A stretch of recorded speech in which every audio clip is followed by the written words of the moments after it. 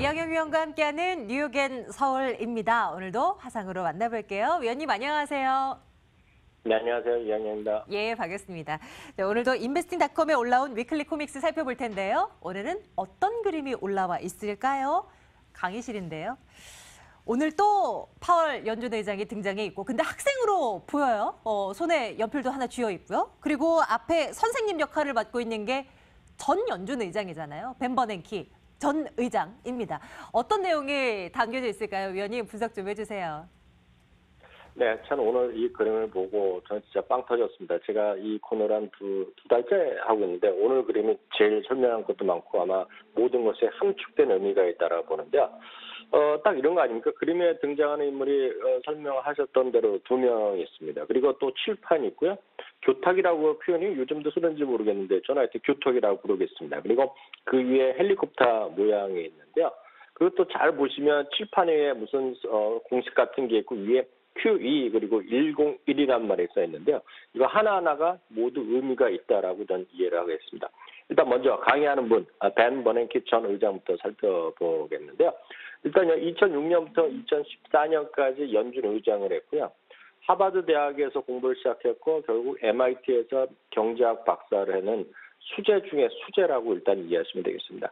리만 사태로 금융위기가 퍼졌을 때 적극적인 양적 완화로요.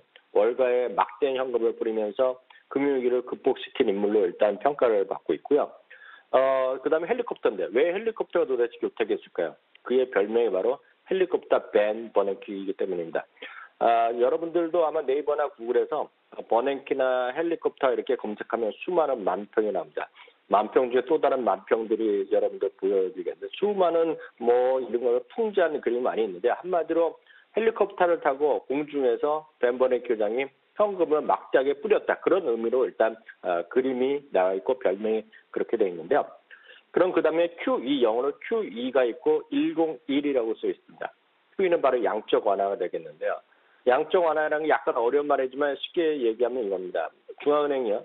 정책적으로 금리 인하를 통해서 경기 부양을 했는데 그것도 효과가 별로 다 떨어지면 직접 돈을 찍어낸다는 얘기입니다. 돈을 찍어서 은행이면 은행, 정부면 정부한테 돈을 쏴준다는 얘기 되겠는데요. 정책금리 0% 가더라도 할 말이 없으니까 직접 돈을 쏴서 직접 돈을 뿜어주는 그런 것을 우리가 양적 확대라는 얘기를 하고 있는데요. 그럼 그 다음에 101이 이게 정말 대박의 표현이 되겠습니다. 이분 정말 대단한데요. 우리나라 말로 정확히 표현하면 그냥 개론입니다. 개론을 영어로는 101, 101이라는 표현을 하는데요. 누구나 다 영어로 101을 배우라 그러면 완전히 기초를 배우라 그런 얘기입니다. 우리나라 말로 보면 경제학 개론 있죠. 경영학 개론 있죠. 건축학 개론. 영화 제목도 건축학 개론 그런 게 있었는데요.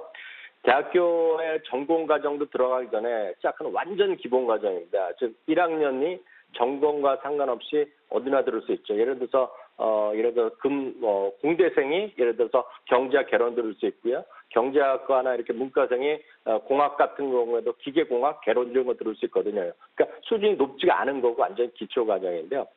그럼 왜 오늘 버냉키가 교수로 나오고 제롬 파월 의장이 학생으로 나왔을까요?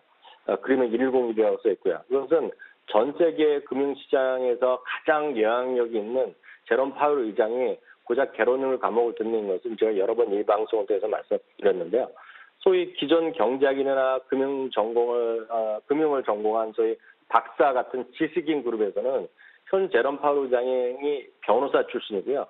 쉽게 얘기해서 그 흔하디 흔한 경제학 박사 학위가 없는 사람입니다. 그래서 은근히 깔보고 업신 여기는 심리가 그대로 지금 항상 월가에 깔려 있고 워싱턴 정가에도 깔려 있다고 보셔야 되겠습니다. 앞서 말씀드렸다시피 버냉키 전 의장은 하버드의 출신이고 MIT 경제학 박사고요.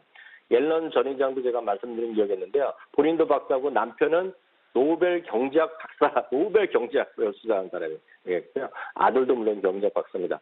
여하튼 3월에 FMC에서 대차 대조표 축소적 양적 완화 국면에서 정상화시키는 과정을 10년 3분기 정도에 끝내겠다고 얘기했고요.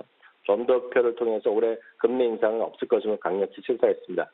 그렇지만 월가의 시각은 제롬 파월 의장에 대해서 영 마음에 들어하지 않는 시기에서 좀 우습게 보는 그런 거를 생각하면 되겠고요.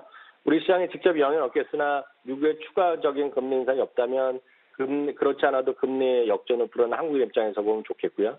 미국의 금리가 올라가지 않는다는 것은 미국의 달러의 약세, 다른 나라 국가의 강세거든요. 그러니까 교과서적으로 보면 그런 관점에서도 이머징 마켓에 대한 관심이 여전히 필요하다고 말씀드렸고, 오늘 외국인이 한국 주식시장을 사는 것도 계속 말씀드린 한국을 좋아서 사는 것이 아니라 이머징 마켓 전체를 사고 있고, 그 안에 한국이 분명히 중요한 역할을 하고 있다. 그래서 그 안에서 삼성전자, SK하이닉스 같은 시가적 영역이 여전히 필요하다는 것을 계속 강조드렸고, 오늘 그런 시장을 여전히 보여주고 있다. 이렇게 이해하시면 되겠습니다.